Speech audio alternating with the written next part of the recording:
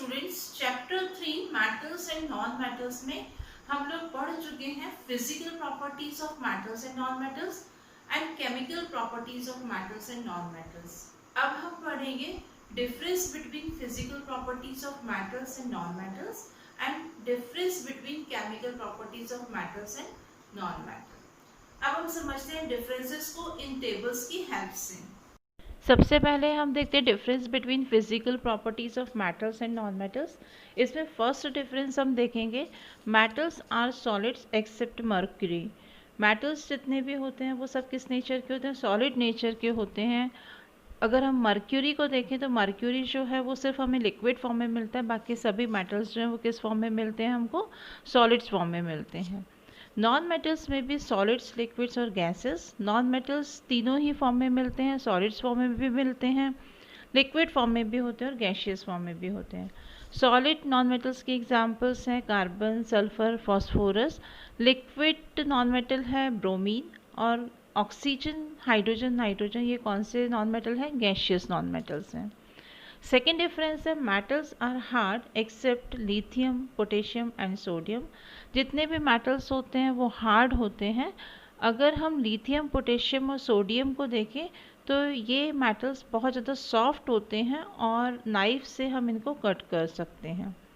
Non metals are soft except diamond which is the hardest natural substance. जितने भी non metals हैं वो सब कैसे होते हैं? सॉफ्ट होते हैं। अगर हम डायमंड को देखें तो डायमंड क्या है? डायमंड एक कार्बन का एलोट्रॉप है और कार्बन क्या है? नॉन मेटल है। तो डायमंड जो है वो हार्डेस्ट नेचुरल सब्सटेंस होता है। नेक्स्ट डिफरेंस हम देखते हैं, metals are malleable, can be beaten into thin sheets. जितने भी मेटल्स होते हैं वो सब कैसे होते हैं? मेलिएबल होते हैं। मेलिएबल मीन्स होता है कि इनको हम थिन शीट में कन्वर्ट कर सकते हैं।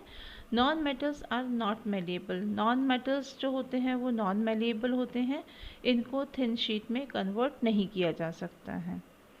नेक्स्ट डिफरेंस है, metals are ductile, can be drawn into wires. जितने भी मेटल्स होते हैं वो कैसे नेचर के होते हैं? वो डक्टाइल नेचर के होते हैं। हमने पढ़ा था कि हम इसको ड्रॉन करके वायर में कन्वर्ट कर सकते हैं, but non metals are not ductile. जो नॉन मेटल्स होते हैं उनको वायर में कन्वर्ट नहीं किया जा सकता है। Metals have high melting points.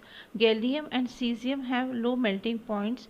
They melt in the palm of the hand. जितने भी मेटल्स होते हैं उनके मेल्टिंग पॉइंट कैसे होते हैं? हाई मेल्टिंग पॉइंट होते हैं। पर गैलियम और सीजियम ये ऐसे मेटल्स हैं जिनके मेल्टिंग पॉइंट बहुत कम होते हैं। इवन हम इनको जब अपने हाथ की हथेली पर रखते हैं तो ये मेल्ट हो जाते हैं। Non metals which are solids and liquids have low melting points. ऐसे नॉन मेटल्स जो सॉलिड्स और लिक्विड फॉर्म में होते हैं इनके मेल्टिंग पॉइंट बहुत कम होते हैं। नेक्स्ट डिफरेंस है, metals have high boiling points. जो मेटल्स रहते हैं उनके बॉइलिंग पॉइंट्स बहुत हाई होते हैं। Non metals which are solids and liquids have low boiling points. ऐसे नॉन मेटल्स जो सॉलिड्स और लिक्विड फॉर्म में नेचर में होते हैं इनके बॉइलिंग पॉइंट बहुत कम होते हैं।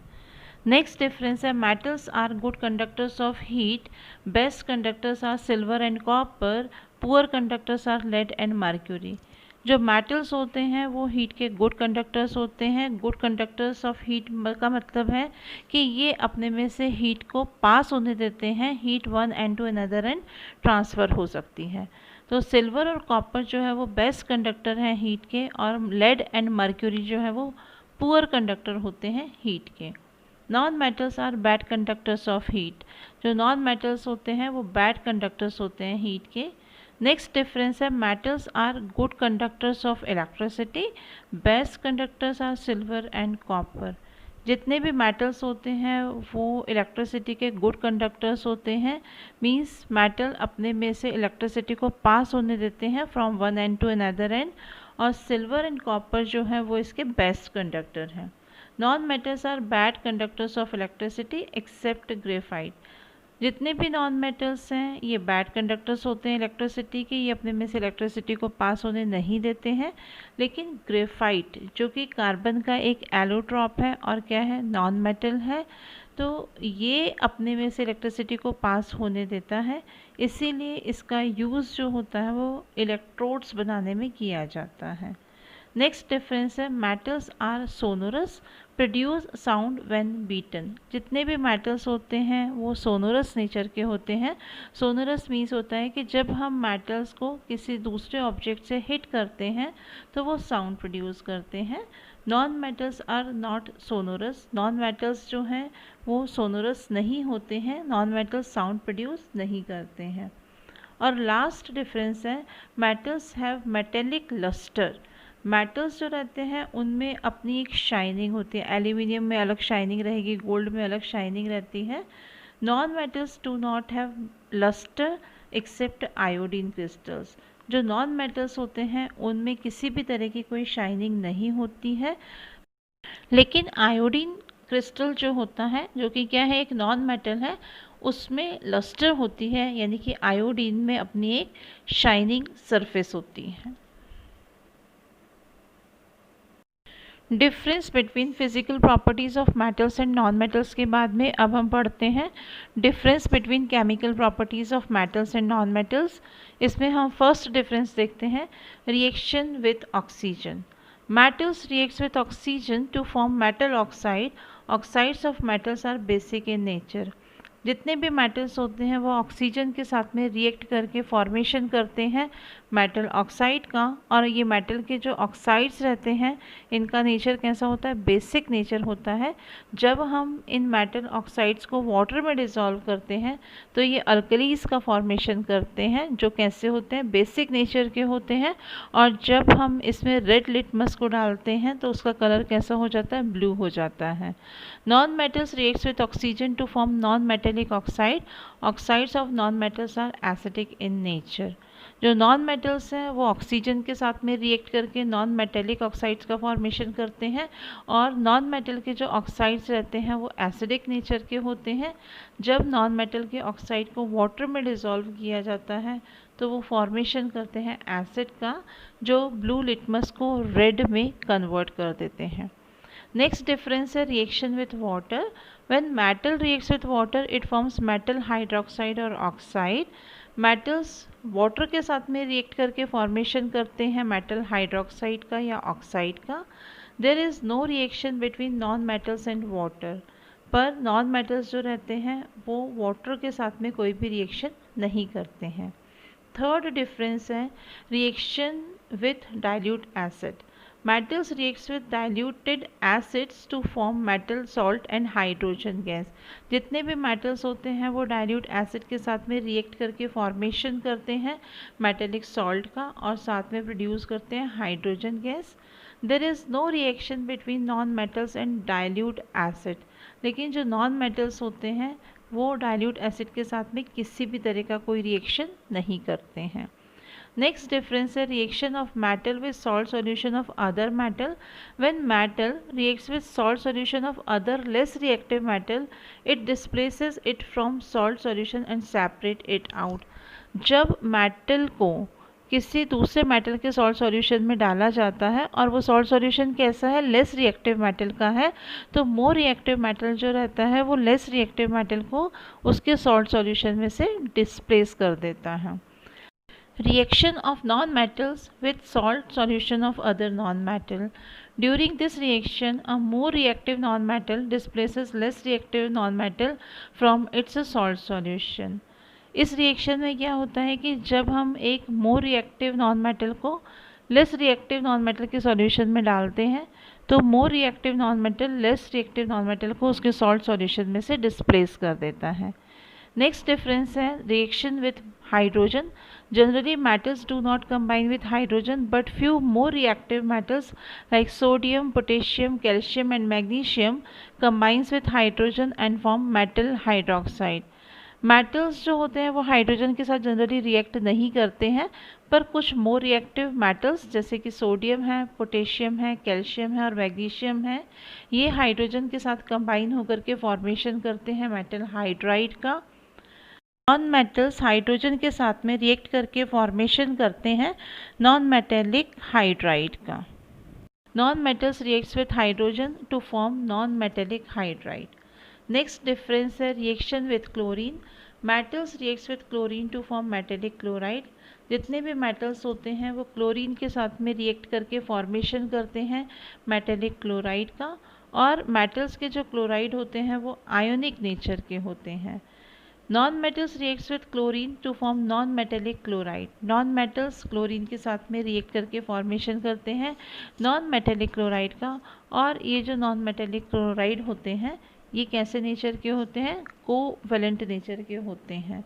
तो दोनों में क्या मेन डिफरेंस है कि दोनों ही क्लोराइड फॉर्म कर रहे हैं, लेकिन मेटल क्लोराइड जो होते हैं वो आयोनिक नेचर के होते हैं और नॉन मेटल क्लोराइड जो होते हैं वो कोवैलेंट नेचर के होते हैं। मेटल्स एंड नॉन मेटल्स की कंपैरेटिव स्टडी के बाद में अब हम पढ़ते हैं uses of metals and non metals.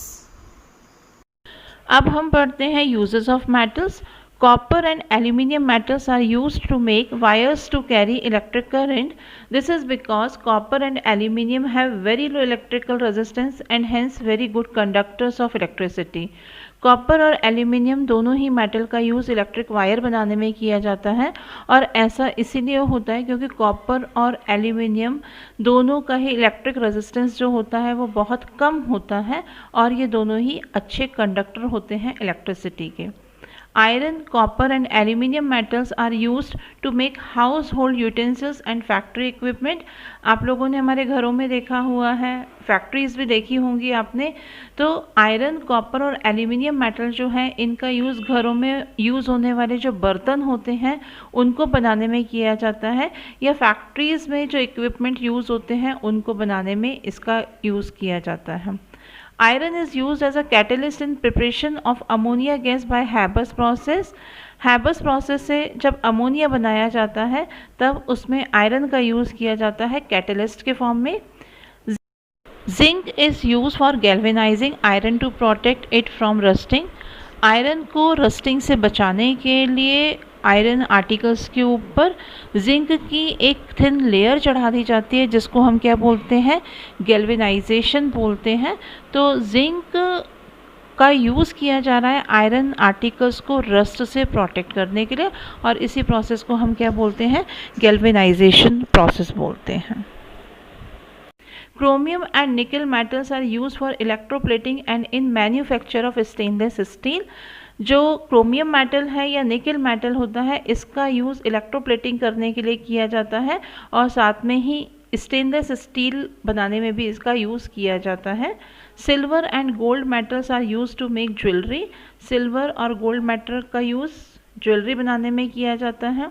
The aluminium foil are used in packaging of medicines, cigarettes and food material. जो एल्यूमिनियम फॉयल रहती है, एल्यूमिनियम मेटल जो रहता है उसकी थिन फॉयल का यूज़ करते हैं हम मेडिसिन को पैक करने के लिए, सिगरेट को पैक करने के लिए या दूसरे फूड मटेरियल्स को पैक करने के लिए एल्यूमिनियम फॉयल का यूज़ किया जाता है। The liquid metal mercury is use in making thermometer. देखा हुआ है आपने कि थर्मामीटर के अंदर मर्क्यूरी रहता है, और यहाँ पर मर्करी का यूज़ जो होता है, लिक्विड मेटल है मर्क्यूरी, जिसका यूज़ किस में करते हैं, थर्मामीटर में किया जाता है। Lead metal is use in making car batteries. Lead metal का यूज़ कार की बैटरीज बनाने में किया जाता है। अब हम पढ़ते हैं uses of non metals. Hydrogen is used in the hydrogenation of vegetable oil to make vegetable ghee. Vegetable oil से वेजिटेबल घी बनाने की प्रोसेस को हम बोलते हैं हाइड्रोजनेशन, और यहाँ पर किसका यूज़ होता है, हाइड्रोजन का यूज़ होता है। Hydrogen is used in the manufacture of ammonia. Ammonia बनाने के लिए भी यूज़ होता है हाइड्रोजन का। नेक्स्ट यूज़ है liquid hydrogen is used as a rocket fuel. Rocket के अंदर जो फ्यूल यूज़ किया जाता है वो क्या होता है, लिक्विड हाइड्रोजन होता है। Sulphur is used for manufacturing sulphuric acid. Sulphuric acid बनाने के लिए यूज़ किया जाता है सल्फ़र का। Nitrogen is used to preserve food material. हम लोगों ने चैप्टर 1 में रेंसिडिटी पढ़ा था, तब हमने वहाँ पर देखा था कि जो पैकेट्स आते हैं, चिप्स वगैरह के जो पैकेट्स आते हैं, उसके अंदर नाइट्रोजन गैस को फिल कर दिया जाता है ताकि नाइट्रोजन जो है वो फूड को ऑक्सीडाइज्ड होने से बचाती है और फूड को ख़राब होने से बचाती है, या जैसे हमने कहा था फूड को रेंसिड होने से बचाती है। तो नाइट्रोजन का यूज़ किस में किया जा रहा है? फूड मटेरियल को प्रिजर्व करने के लिए किया जाता है। Nitrogen is used in manufacturing of ammonia, nitric acid and fertilisers. बहुत सारे फर्टिलाइजर्स बनाने में नाइट्रोजन का यूज़ होता है।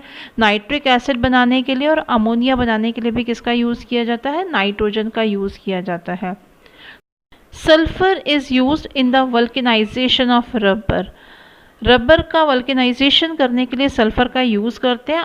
और ये वल्केनाइजेशन क्या होता है? जो हमें नेचुरल रबर मिलता है, प्लांट से जो रबर मिलता है वो बहुत ज़्यादा सॉफ्ट और स्टिकी होता है, जिसका यूज़ इंडस्ट्रीज़ में नहीं किया जा सकता है या हम इसका यूज़ नहीं कर सकते हैं। तो इसे हार्ड बनाने के लिए हम सल्फ़र से इसे ट्रीट करते हैं और इसी प्रोसेस को हम बोलते हैं वल्केनाइजेशन। तो वल्केनाइजेशन करने के लिए किसका यूज़ कर रहे हैं? कौन से नॉन मेटल का यूज़ किया जा रहा है? सल्फ़र का यूज़ करते हैं हम रबर के वल्केनाइजेशन में। Carbon in the form of graphite is used for making the electrodes of electrolytic cells and dry cell। Carbon जो कि एक नॉन मेटल्स है, और आपको मालूम है कि ग्रेफाइट जो है वो कार्बन का एक एलोट्रॉप होता है। तो ग्रेफाइट जो रहता है इसका यूज़ करते हैं क्या करने में? इलेक्ट्रोड्स बनाने में, जो कि इलेक्ट्रोड्स कहाँ पर यूज़ होते हैं? Electrolytic cells. और ड्राई सेल में जो इलेक्ट्रोड्स बनते हैं उन इलेक्ट्रोड्स को बनाया जाता है किससे? ग्रेफाइट से बनाया जाता है। आज हमने पढ़ा difference between physical properties of metals and non metals, chemical properties of metals and non metals, uses of metals and uses of non metals. Next class में हम इसी चैप्टर को कंटिन्यू करेंगे। Thank you.